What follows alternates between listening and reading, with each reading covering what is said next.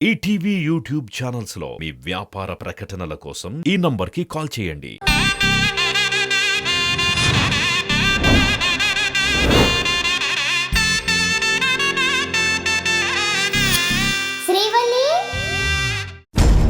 ఇంటికి వచ్చిన వాళ్ళ మొహం మీద తలిపేయడం పద్ధతి కాదండి. అందరి ముందు మనల్ని ఇంట్లోంచి వెళ్ళగొట్టడం కూడా పద్ధతి కాదు. దినేష్, నాన్న దినేష్, డోర్ తీ నాన్న. మావయ్య గారితో అలా బిహేవ్ చేయడం కరెక్ట్ కాదండి. వాళ్ళు ఏం మాట్లాడడానికి వచ్చారో అదన్నా తెలుసుకోవాలి కదా. అలా వాళ్ళని బయట నిలబెట్టడం మనకి మర్యాద కాదండి.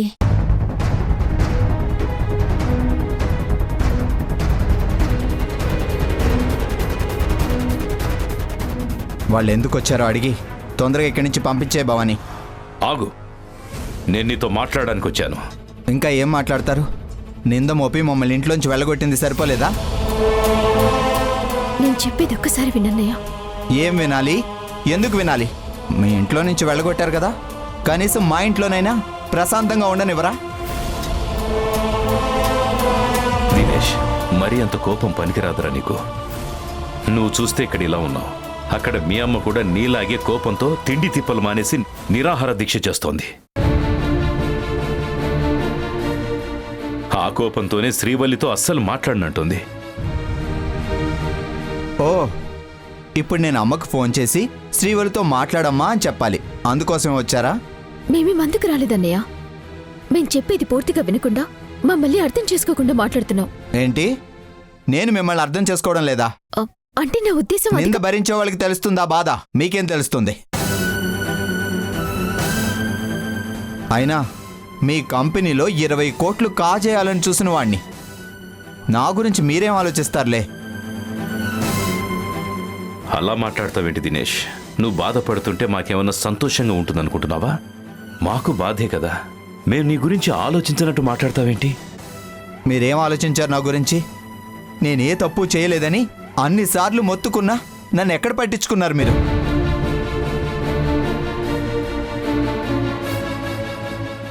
ఒకవేళ వేరే ఎవరైనా ఈ పని చేస్తుంటారేమోనని ఒక్క క్షణమైనా ఆలోచించారా?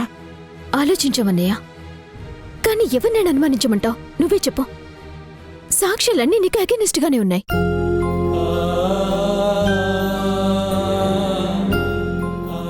నువ్వే ఫ్రాడ్ చేసినట్టుగా అన్ని ప్రూఫ్ చూపిస్తుంటే ఇంక నన్ను ఏమని మాట్లాడమంటావు? నీ మాటల్ని మేము నమ్మకపోవడం కాదు దినేష్, నిరూపించలేకపోయాం. అది మాకు బాధగానే ఉంది.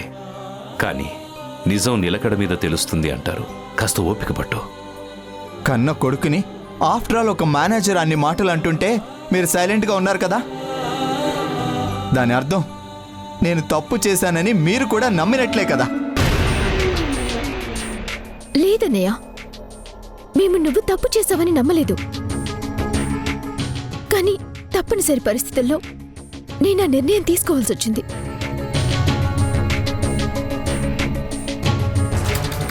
మా అన్నయ్యని ఆఫీస్లో అంతమంది అవమానించి నిలదీస్తుంటే నాకు ఎంత కోపం వచ్చిందో, నా రక్తం ఎంత ఉడికిపోయిందో అది నాకు మాత్రమే తెలుసు. కానీ నేను అసలు ఏమీ చేయలేని పరిస్థితి. మేము సైలెంట్గా ఉండటానికి కారణం నిన్ను డిఫెన్స్ చేయటానికి మా దగ్గర ఏ ఆధారం లేకపోవటమే అన్నయ్య. అందుకే ఆ టాపిక్ గురించి ఆఫీసులో ఎవరు డిస్కస్ చేయొద్దని గట్టిగా చెప్పాను. అలా చెప్తే నా మీద పడ్డ నింద పోతుందా? ఇంట్లో నుంచి పంపించిన అవమానం తీరిపోతుందా? అన్నయ్య, మిమ్మల్ని అక్కడి నుంచి పంపించింది మీ మీద అనుమానంతోనో మిమ్మల్ని అవమానించాలని కాదు. మీరు ఇంట్లో వాళ్ళ దగ్గర చులకని కాకూడదని, అది అమ్మ చూసి బాధపడకూడదని. ఇంట్లో వాళ్ళ దగ్గర మేమెందుకు చులకనవుతాం శ్రీవల్లి? అవునుదినా, మీరు ఇంట్లో ఉంటే అన్నయ్య మిగిలిన వాళ్లకు ఎదురుపడిన ప్రతిసారి వాళ్ళ చూపులు మిమ్మల్ని ఇబ్బంది పెడతాయి. మిమ్మల్ని అర్థం చేసుకున్న వాళ్ళ పలకరింపులు కూడా మీలో గిల్టీ ఫీలింగ్ని కలిగిస్తాయి. అప్పుడు మీరు ఇంకా బాధపడతారు. అలా జరగకూడదనే నేను ఇలా చేశాను.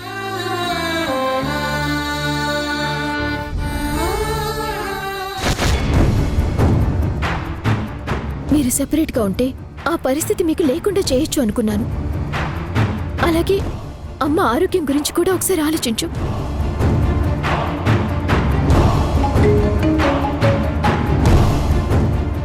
హలో అక్క. ఎరా ఇంట్లో లేవు, ఎక్కడికి వెళ్ళావు?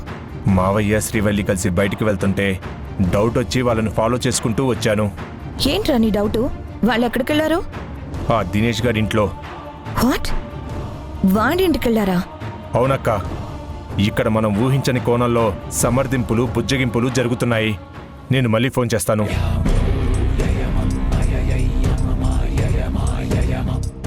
ఇంటికి దూరంగా ఉండమంటే నువ్వు ఇలా అనామకుడిలా బతకడం కాదు నాన్న. నా కొడుకుగా మన గెస్ట్ హౌస్లో వేరే చోట దర్జాగా ఉండు. నీకు వేరే దగ్గర మంచి జాబ్ కూడా ఏర్పాటు చేస్తా. వద్దు, మీరు దయ చూపించే గెస్ట్ హౌస్ జాబు నాకు అవసరం లేదు. నాకు సిరిమంతులుగా ఉండాలని కూడా ఏం లేదు. మేమేం మీ మీద ఆధారపడలేం. మమ్మల్ని మేము చూసుకోగలం. అన్నయ్య, నా నిర్ణయం వల్ల నువ్వు హర్ట్ అయ్యావని తెలుస్తుంది. నువ్వు ఆ ఇంటికి దూరంగా ఉన్నా ఎప్పుడు మా మనసుకి దగ్గరగానే ఉంటావు. అది గుర్తుపెట్టుకో. నిన్నింతలా బాధ పెట్టినందుకు I'm sorry. I'm extremely sorry అన్నయ్య. అయ్యయ్యో, మిమ్మల్ని క్షమించే అంత గొప్పవాడిని కాదు మేడం నేను. మీరు నాకు సారీ చెప్పడం ఏంటి? కంపెనీ ఎండీగా మీరు చేయాల్సింది చేశారు. రక్త సంబంధాన్ని కూడా నిక్కచ్చిగా కాదనుకున్న మిమ్మల్ని జీవితాంతం గుర్తుపెట్టుకుంటాను. ఇక మీరు బయలుదేరితే సంతోషిస్తాను. నాన్న దినేష్, ఆవేశంలో ఉన్న నువ్వు ఎంత చెప్పినా వినిపించుకోవని నాకు అర్థమైంది. కానీ నువ్వు నా కొడుకువే. నీ గురించి తండ్రి ఎప్పుడూ ఆలోచిస్తుంటాడని గుర్తుపెట్టుకో.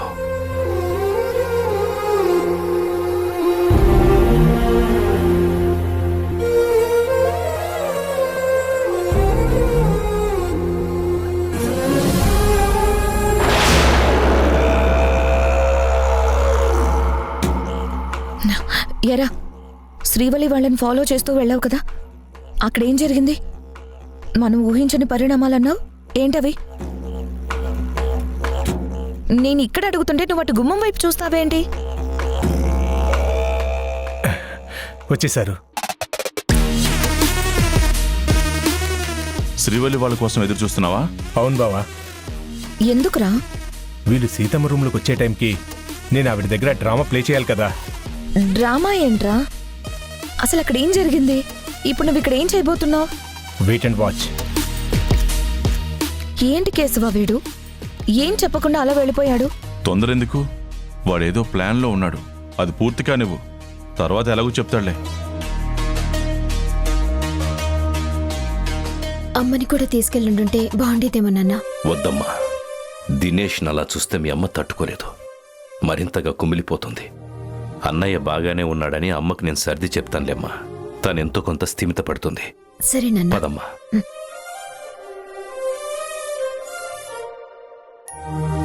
శ్రీవల్లి ప్రాణాలు కాపాడాలనే నేను తన మెడలో తాళి కట్టాను. ఆ తర్వాత మీ కుటుంబ సభ్యుల మధ్య ఉన్న అనురాగం, ఆప్యాయతలను చూసి ఓ మంచి కుటుంబానికి ఆ దేవుడు నన్ను అల్లుణ్ణి చేశాడని చాలా సంతోషించాను.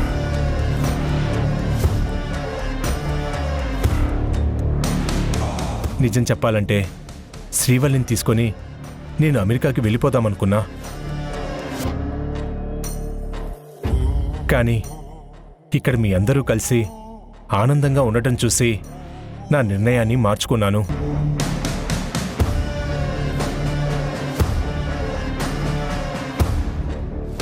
శ్రీవల్లికి తన కుటుంబం అంటే ఎంతో ఇష్టం. ముఖ్యంగా మీరంటే ప్రాణం.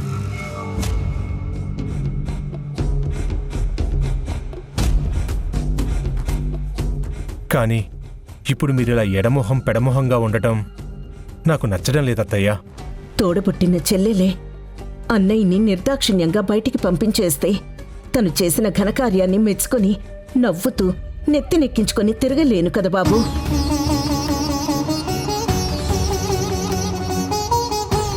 మాట్లాడితే నా క్షేమం కోసం చేశానంటోంది. తను చేసిన పని వల్ల నేను క్షేమంగా ఉండటం కాదు, నా కొడుక్కి జరిగిన అవమానం తలుచుకొని ప్రతి క్షణం నరకం అనుభవిస్తున్నాను. లేదత్తయ్యా, శ్రీవల్లి గురించి మీరు చాలా పొరపాటు పడుతున్నారు. మీరనుకుంటున్నట్టు శ్రీవల్లి దినేష్ని ఇంట్లో నుంచి పంపించి అవమానించలేదు. మరొకరి వల్ల అతను అవమానపడకూడదని అలా చేసింది.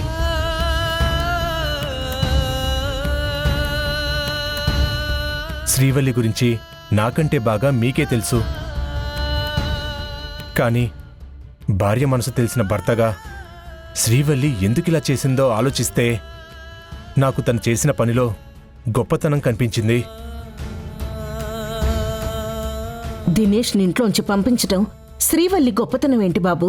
ఏం మాట్లాడుతున్నావో నాకేం అర్థం కావడం లేదు. అవును, దినేష్ ఈ ఇంట్లోనే ఉన్నాడనుకోండి, తను తప్పు చేశాడేమో అన్న అనుమానంతో నన్ను వీళ్ళు తప్పు చేసిన మనిషిగా చూస్తున్నారు అనే అపరాధ భావంతో దినేష్ నేను ఒకరిని ఒకరు ఎదురుపడిన ప్రతి క్షణం అనుకునేవాళ్ళం.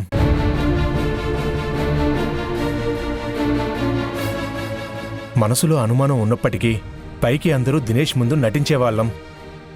పొరపాటున ఎవరైనా చాటుగా దినేష్ గురించి బ్యాడ్గా కామెంట్ చేశారనుకోండి, అది విని దినేష్ తట్టుకోగలడా? ఆ అవమానాలు భరించలేక ఆవేశంలో దినేష్ ఏమైనా చేసుకుంటే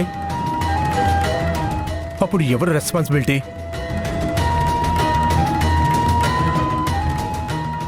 అది ఆలోచించే తన అన్నయ్య ఆత్మగౌరవాన్ని కాపాడుకోవడం కోసం శ్రీవల్లి దినేష్ని ఇక్కడి నుంచి పంపించేసింది.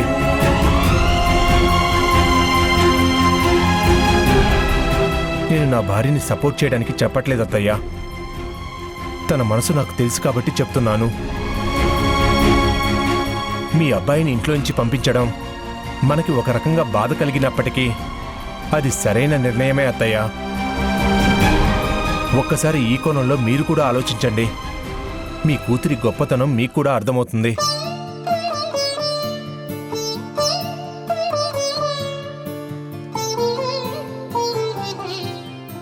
వ్యక్తిత్వంలో మీ కూతురు ఎవరెస్ట్ శిఖరమంత ఎత్తులో ఉంటుంది అత్తయ్యా.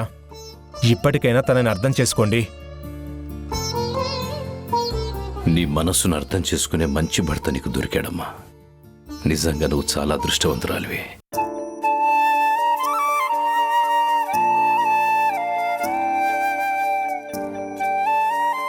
అమ్మా, త్రిదేవ్ చెప్పినట్టు అన్నయ్యని ఇక్కడి నుంచి పంపించటంలో నా ఉద్దేశం అదే తప్ప అన్నయ్యని నిన్ను బాధ పెట్టాలని మాత్రం కాదమ్మా.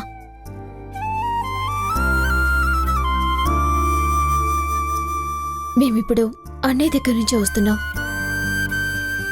మనకి దూరంగా ఉన్నాడన్న ఒక్క బాధ తప్ప తను తప్పు చేశాడన్న అపరాధ భావం అన్నయ్యలో ఏమాత్రం లేదమ్మా. తను బాగానే ఉన్నాడు.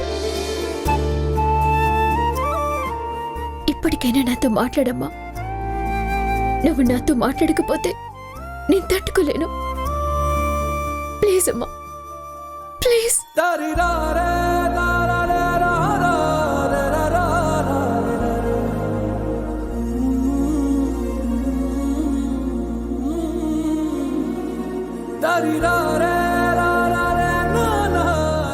ఏంట్రా, ఏదో డ్రామా ప్లే చేస్తానని చెప్పి మాట్లాడుకోకుండా శత్రువులా ఉన్న తల్లి కూతుళ్ళు ఇద్దరినీ కలిపేశావు. ఎందుకు నీకు అంత తొందర? ఆ దినేష్ గారి ఇంటి దగ్గర శ్రీవల్లి మాట్లాడిన మాటలు విని ఇక్కడ సీతమ్మకి పూసగుచ్చినట్టు నీ వర్షంలో వచ్చి చెప్పి ఆవిడికి శ్రీవల్లి మీద ఉన్న కోపం పోగొట్టావు. ఇదంతా ఎందుకు చేశావు? నేను ఇంత మాట్లాడుతున్నా నువ్వేం మాట్లాడవేంట్రా? నిజంగానే ఆ శ్రీవల్లి బాధపడ్డం చూడలేకపోతున్నావా ఏంటి? కొంపతీసి నువ్వు దాన్నేం ప్రేమించట్లేదు కదా? దాన్ని ఇంప్రెస్ చేయడానికి ఇదంతా చేయట్లేదు కదా? చెప్పరా. ఆర్తి, నువ్వేం టెన్షన్ పడకు. వాడు నీ తమ్ముడు. వాడికి కూడా నీలాగే ప్రేమలో దోమలు ఏమీ ఉండవు. వాడు అలా చేశాడంటే దాని వెనక ఏదో ఒక స్ట్రాంగ్ రీజన్ ఉండుంటుంది. అంటే నాకు ప్రేమలు దోమలు ఉండవనా నీ ఉద్దేశం? ఉద్దేశం కాదు, నేనన్నది నిజమే. నిజమే అంటే నీ మీద కూడా నాకు ప్రేమ లేదని ఫిక్స్ అయిపోయావా? అక్క, కాసేపు మీ గొడవ ఆపుతారా?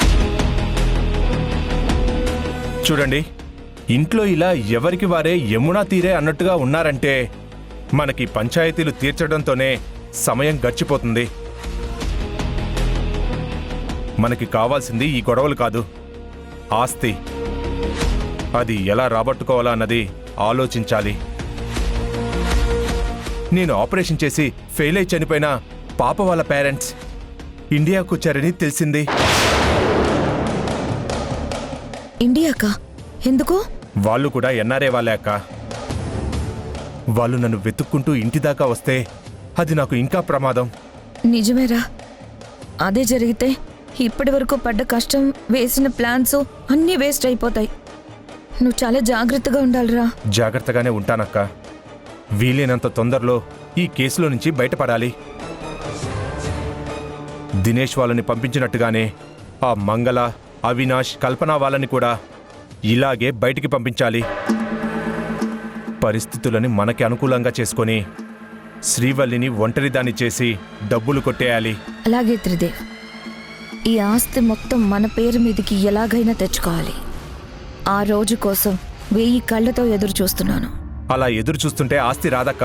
మనం ప్లాన్ చేసి అలాంటి అవకాశాల్ని క్రియేట్ చేసుకోవాలి. మనం ఆస్తులు కొట్టేయాలనుకున్నా కూడా ఈ ఇంటిని సాధ్యమైనంత ప్రశాంతంగా ఉంచాలి. అప్పుడే మనం అనుకున్నది సాధించగలం.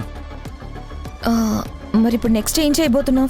చెప్పాను కదా, 20 కోట్ల స్కామ్లో ఇరికించి దినేష్ని బయటికి పంపించినట్టు అంతకంటే పెద్ద ప్లాన్ చేసి మంగళ, కల్పన వాళ్ళని బయటికి పంపించాలి. ఇప్పుడు నా దృష్టి దాని మీదే ఉంది. అది జరుగుతుందంటావా? ఎందుకు జరగదు? సీతమ్మకి మంగళ, దినేష్ 2 కళ్ళ లాంటి వారైతే శ్రీవల్లి గుండె లాంటిది. అందులో ఒక కన్నును పొడి చేశాం. ఇక రెండో కన్నును కూడా పొడి చేస్తే సీతమ్మ గుడ్డిదైపోతుంది. ఆవిడికి సేవలు చేస్తూ కోదండరామయ్య ఉండిపోతాడు. అవినాష్ గారు తలతెక్కి మనిషి కాబట్టి వాణ్ణి ఈజీగా ఇరికించి బయటికి పంపించేస్తే ఆ కల్పన కూడా వాడితో వెళ్ళిపోతుంది. అప్పుడు ఒంటరిగా మిగిలిపోయి ఏడుస్తున్న శ్రీవల్లిని త్రిదేవ్ మాయ చేస్తాడు.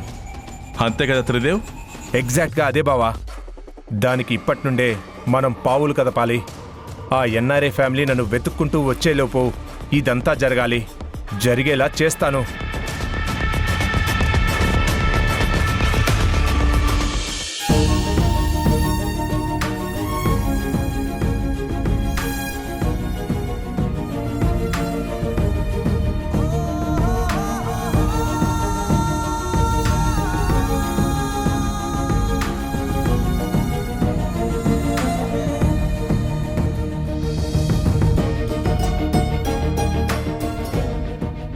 మీరు దినేష్ దగ్గరికి వెళ్ళి పలకరించి వాడికి ధైర్యం చెప్పారని తెలిసాక నా మనసంతా సంతోషంతో నిండిపోయిందండి.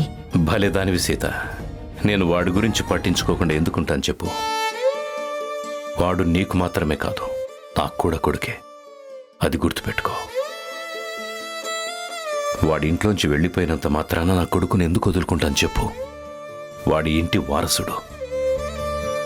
శ్రీవల్లి ఒక నిర్ణయం తీసుకుందంటే 1కి 10 సార్లు ఆలోచిస్తుంది. అది అందరి మంచి కోసమే అయి ఉంటుంది. అందుకే దినేష్ని ఇంట్లోంచి వెళ్ళమని చెప్పినప్పుడు నేను వాడిని అడ్డుకోలేకపోయాను.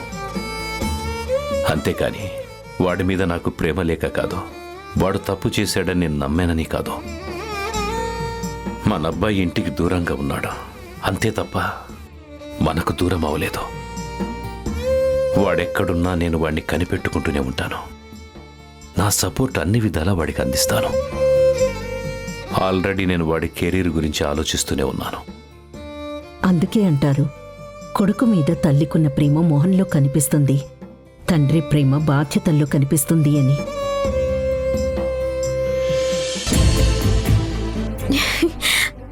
Thank you Tridev, thank you so much. ఇప్పుడు నాకు థ్యాంక్ యూ చెప్పేంత గొప్ప పని నేనేం చేశాను శ్రీవల్లి? నువ్వు చేసింది గొప్ప పని మాత్రమే కాదు, నేను జీవితాంతం మర్చిపోలేనంత మంచి పని చేశావు. నేను చెప్పకపోయినా నా మనసులో ఉన్నది నువ్వు బాగా అర్థం చేసుకున్నావు. అంతేకాకుండా ఆ విషయాన్ని మా అమ్మకు అర్థమయ్యేలా చెప్పి నా మీద తనకున్న కోపాన్ని పోగొట్టావు. అమ్మ నాతో మాట్లాడట్లేదని బాధపడుతున్న నాకు తను నాతో మాట్లాడేలా చేశావు. ఇంత చేశావు కాబట్టి మనస్ఫూర్తిగా నీకు థ్యాంక్స్ చెప్పాను. మనం భార్యాభర్తలం శ్రీవల్లి, మన మధ్య థ్యాంక్స్లు ఉండకూడదు. ఈ విషయం నీకు చాలాసార్లు చెప్పాను. కరెక్టే, కానీ నా కోసం ఇంత చేసిన నీకు అసలు ఎలా కృతజ్ఞతలు చెప్పుకోవాలో తెలియట్లేదు. నా భార్య కోసం నేనేం చేసినా, ఎంత చేసినా అది నా బాధ్యత అవుతుంది తప్ప రుణం కాదు. నువ్వు కృతజ్ఞత తీర్చుకోవడానికి. అయినా భర్త భార్యకి కృతజ్ఞత చెప్పడానికి చాలా మార్గాలున్నాయి. ఆ, అయితే దీనికి బదులు రేపు నీకు సర్ప్రైజ్ ఇవ్వబోతున్నాను. సర్ప్రైజా? ఏంటది? సర్ప్రైజ్ అని చెప్పాక మళ్ళీ అడుగుతావేంటి త్రిదేవ్? అదేంటో తెలుసుకునే వరకు నాకు నిద్ర పట్టదు. తప్పదు. తెలుసుకోవాలంటే రేపటి వరకు నువ్వు వెయిట్ చేయాల్సిందే. కొన్ని ఎదురు చూపులు మధురంగానే ఉంటాయిలే. సరే మరి, నువ్వంత మాట నాకు తప్పుతుందా? అలాగే వెయిట్ చేస్తాను. Good night. Good night.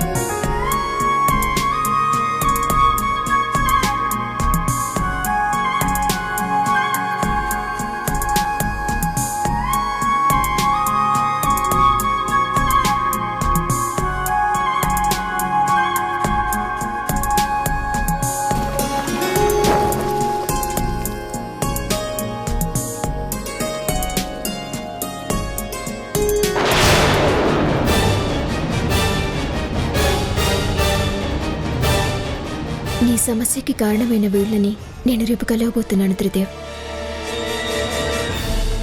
నువ్వు నీ డాక్టర్ ప్రొఫెషన్ని ఎంత గౌరవిస్తావో నాకు తెలుసు. నీ డాక్టర్ లైసెన్స్ క్యాన్సిల్ అయితే నువ్వు తట్టుకోలేవని కూడా తెలుసు. వీళ్ళతో మాట్లాడి కన్విన్స్ చేసి నిన్ను శాశ్వతంగా ఆ సమస్య నుంచి గట్టెక్కించాలనుకుంటున్నాను. నువ్వు నన్ను ఎంతో హ్యాపీగా ఉండేలా చూస్తున్నావు. ఇప్పుడు నేను కూడా నువ్వు హ్యాపీగా ఉండేలా చేస్తాను.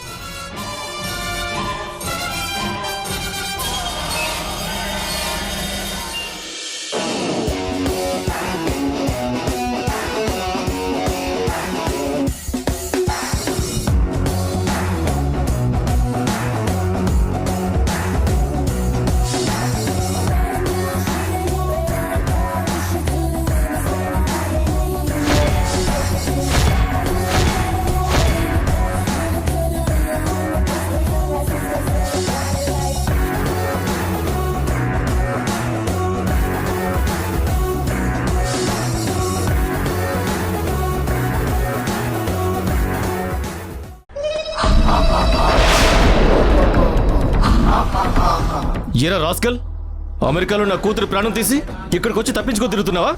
నేను తప్పించుకొని తిరగడం ఏంటి? What nonsense are you talking? ఏట్రా తప్పు చేసింది కాకుండా మమ్మల్ని బెదిరిస్తున్నావా? నిన్ను వదలరా. నిన్ను